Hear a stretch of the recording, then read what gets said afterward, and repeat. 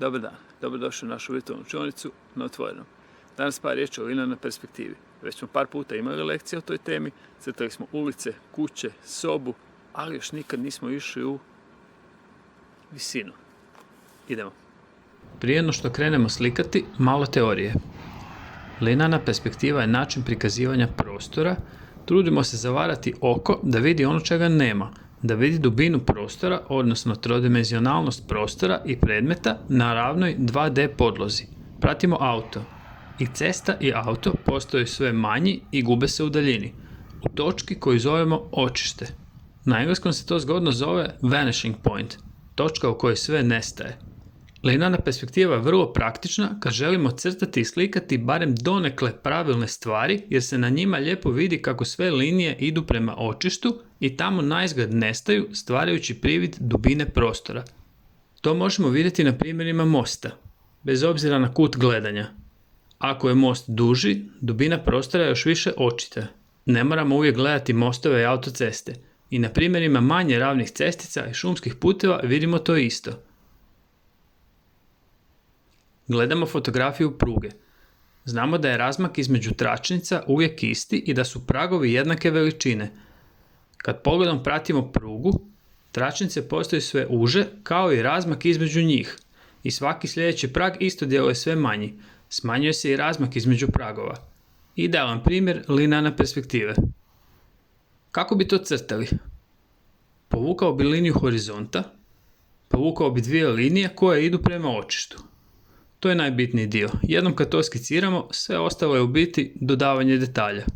Sve što smo gledali do sada bilo je ljudskom rukom stvoreno. Pogledajmo sad nešto malo manje pravilno. Stabla rastu u šumi bez ljudskog djelovanja. Svako stablo je uvijek šire bliže zemlji i postaje uže kako pogledamo u visinu. Iako to na nekim fotografijama, recimo na ovoj, skoro i ne primjećujemo. Što mislite? Ako bi nam zadatak bio slikati ovakav krajolik, koliko bi nam u slikanju pomoglo ono što znamo o perspektivi? Kod ovakvog motiva pomoglo bi nam znanje kolorističke perspektive. To je ono kad slikamo nama bliže stvari toplim bojama, sve što je dalje slikamo hladnim bojama. Na ovoj fotografiji to posebno dobro vidimo na primjeru plavičastih brda u daljini. Hladne boje nam djeluju daleko, tople boje nam djeluju blizu. Kako primijeniti linearnu perspektivu na motivu šume? Vratimo se za sekundu na prijašnji primjer pruge. Preko te fotografije ću staviti fotografiju stabla. Primjećujemo li sličnosti? Ako u šumi nađemo visoko stablo, stanemo uz njega i pogledamo gore, to bi moglo izgledati ovako. Stablo je prirodno šire u donjem dijelu, ali zbog kuta gledanja vidimo da je to na fotografiji još više naglašeno. Tako kao što bi crtali ceste, možemo crtati i stablo. Tu već možemo primijeniti znanje linearne perspektive s jednim očištem. Ako stanemo između nekoliko visokih stabala i pogledamo gore, to može izgledati ovako. Danas ćemo zamisliti da smo u šumi prepunoj visokog drveća, pogledali smo gore i taj pogled slikamo. Kao i uvijek probajmo organizirati rad. U ovom slučaju najbolje bi bilo krenuti s nebom. Nebo je pozadina. Ovo je u biti mala vježba tonske gradacije. Plavoj boji dodajem više ili manje bijele i dobijem tonove plave boje. Na pozadinu slikam stabla. Svako stablo ima svoje očište, otprilike u sredini papira. Mogli bi slikati tako da sva stabla imaju isto očište, ali slika bi djelovala manje prirodno. Drveće u šumi ne raste sve pod istim kutem. Drveće slikamo s kistom koji ima vrh, špicu. Krenimo s vrlo laganim pritiskom kiste, otprilike na sredini papira i vučemo potez prema rubu. S približavanjem rubu povećamo pritisak, linija postaje sve deblja, šira. Kad malo razradimo stablo, na njega dodajem grane. Prvo malo deblje i onda na njih sve tanje. Ako vam neka grana baš i ne uspije ili malo razmažete rukom boju, bez brige.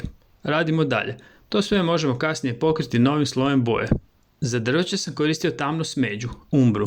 Imamo izrazit svjetlo-tamni kontrast, grane će biti vrlo vidljive. Umbra djeluje skoro crno, ali je ipak toplija i kao takva je bolji izbor od crne. Djeluje prirodnije na ovakvom motivu. Papir po potrebi okrenimo kako vam se čini lakše i naslikamo nekoliko stabala. Uvijek slobodno okrećite podlogu na kojoj slikate i mijenjajte položaj tijela onako kako ocijenite da vam je u danom trenutku lakše raditi. Ako neko može super slikati u dubi na glavi, slobodno. Znači nije varanje okretati papir po potrebi. Dubina prostora i trodimenzionalnost stabla nam postaje sve više očita kako podebljavamo stabla u dijelovima bliže rubu papira. Kad smo završili s tim dijelom, malo se posvetimo kori drveća. Svjetlo smeđim tonovima ću proći po kori. Sam oblik stabla je valjak i da bi nam valjkaste stvari djelovale zaobljeno, koristim polukružne poteze. Kad bi po kori radio ravne poteze, lijevo-desno, stablo bi nam djelovalo spljošteno, ravno. Na dijelovima stabla bliže rubu papira slikajmo malo većim potezima i to pomaže u stvaranju dojma udaljenosti. Malo ću stablima dodati crne i bijele. To će nam dati još više kontrasta i raspona u svjetlijim i tamnijim dijelovima. Zamišljao sam nešto kao kora breze. Slika može sasvim dobro izgledati ovako. Zbog hladnijih boja i nedostatka lišća, tijelo je recimo kao zimsko jutro u šumi. Još ću malo dodati listića, tek da vidimo što sve možemo s ovakvim motivom. Lišće u sredini papira neka bude slikano malim potezima, skoro točkice. Koristimo hladnije boje, na primjer zelena s malo plave.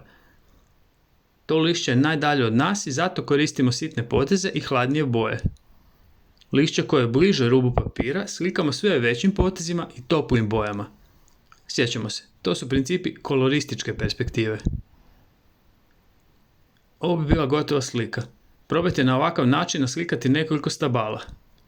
I znamo već, opustimo se, budimo kreativni, bit će sve ok. Sretno!